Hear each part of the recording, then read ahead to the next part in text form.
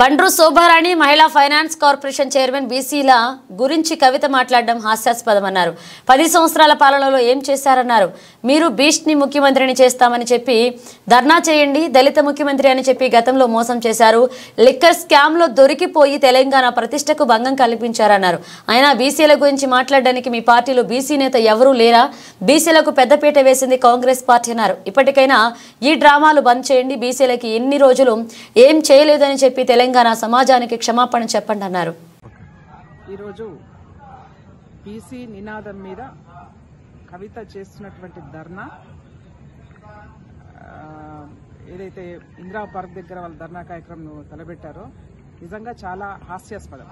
ఎందుకనంటే అసలు కవితకి ఏం హక్కు ఉంది బీసీల గురించి మాట్లాడతాను? 10 సంవత్సరాలు మీరు అధికారంలో ఉండి బీసీలకే మనం న్యాయం చేసిరా? మీరు ఆలోచన చేయండి. మేము ఇప్పటికి కూడా అడుగుతా ఉన్నాం, నిజంగా కవితమ్మ గారు నీకు చిత్తశుద్ధి ఉంటే, బీసీల మీద ప్రేమ ఉంటే ఫస్ట్ మీ పార్టీ అధ్యక్షుడిగా బీసీని నియమించండి. మా పార్టీ అధికారంలోకి వస్తే ఒక బీసీని ముఖ్యమంత్రిని చేస్తామని ప్రకటించండి. ఆ రెండు చేసిన తర్వాత నువ్వు ధర్నా చేయి. ఎందుకంటే 10 సంవత్సరాల కాలంలో మీరు దళిత ముఖ్యమంత్రి అని చెప్పేసి దళితులకు మోసం చేశారు, అన్ని వర్గాలను మోసం చేశారు, బీసీలను మోసం చేశారు. ఇవాళ మళ్ళీ కొత్త నినాదం పట్టుకొని నువ్వు ధర్నా చేస్తా ఉన్నావు. ఇది కరెక్ట్ కాదు. ఎవ్వరు కూడా మిమ్మల్ని నమ్మరు కాక నమ్మరు ఈ రాష్ట్రంలో. నీకు లిక్కరు కేసులో నువ్వు అరెస్ట్ అయినప్పుడే ఈ తెలంగాణ రాష్ట్ర ప్రజల యొక్క మనోభావాల్ని దెబ్బతీసే విధంగా నువ్వు చేసినటువంటి కార్యక్రమం ఏదైతే ఉందో అది ప్రజలందరూ కూడా తలదించుకునే విధంగా ఉంది. ఇవాళ మళ్ళీ అప్పుడు 33% మహిళలకు రిజర్వేషన్ అని చెప్పేసి ఒక నాటకం ఆడినావు. ఇవాళ మళ్ళీ కొత్తగా బీసీలు అని చెప్పేసి నాటకం ఆడుతున్నావు. అంటే తెలంగాణ రాష్ట్రంలో బీసీల గురించి, మీ పార్టీలో బీసీల గురించి మాట్లాడుకోవడానికి ఒక బీసీ నాయకుడు లేడా?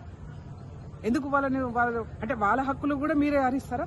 బీసీల గురించి మాట్లాడేతనికి కూడా నోరు మూయించేసి ఇవాళ మీరే ఆ నినాదాన్ని పట్టుకొని చేస్తా ఉన్నారు. కాంగ్రెస్ పార్టీకి పూర్తిగా చిత్తశుద్ధి ఉంది. కాంగ్రెస్ పార్టీ ఒక రాష్ట్రానికి బీసీని అధ్యక్షునిగా చేసింది మహేష్ కుమార్ గౌడ్ను. ఇవాళ మా పార్టీలో బీసీలకు ఒక పెద్దపీట వేస్తా ఉన్నాం. అంతేగాని మీలాగా కాదు. అనవసరమైనటువంటి నాటకాలు బంద్ చేసి మీరు ప్రజలకు చేసినటువంటి 10 సంవత్సరాల కాలంలో మేము బీసీలకు ఏమి చేయలేకపోయినామని చెప్పేసి క్షమాపణ కోరమని చెప్పేసి కోరుతా ఉన్నా. నువ్వు ఇలా చేస్తున్నావు ధర్నా, ఆ ధర్నా చౌక్ను కూడా బంద్ చేసినటువంటి ఘన చరిత్ర మీదే. ఆ ధర్నా చౌక్ను ప్రజాస్వామిక హక్కుల్ని పూర్తిగా కాలరాసినటువంటి పార్టీ మీది. ఇవాళ నువ్వు కూర్చుంటున్నావే ధర్నా చౌక్, ఎవరు ఓపెన్ చేశారు? అది కాంగ్రెస్ పార్టీ. వాళ్ళ ప్రజాస్వామిక హక్కుల్ని ప్రజాస్వామ్యబద్ధంగా ఎవరైనా అక్కడ ధర్నాలు చేసుకోదలుచుకుంటే చేసుకోవచ్చు అని చెప్పేసి మొట్టమొదటిసారిగా అధికారంలోకి రాగానే ఫస్ట్ అక్కడ ధర్నా చౌక్ ను ఓపెన్ చేశాము, ఫ్రీగా వదిలేశాం. వాళ్ళ దాన్ని కూడా బంద్ చేసినటువంటి ఘన చరిత్ర మీది కదా.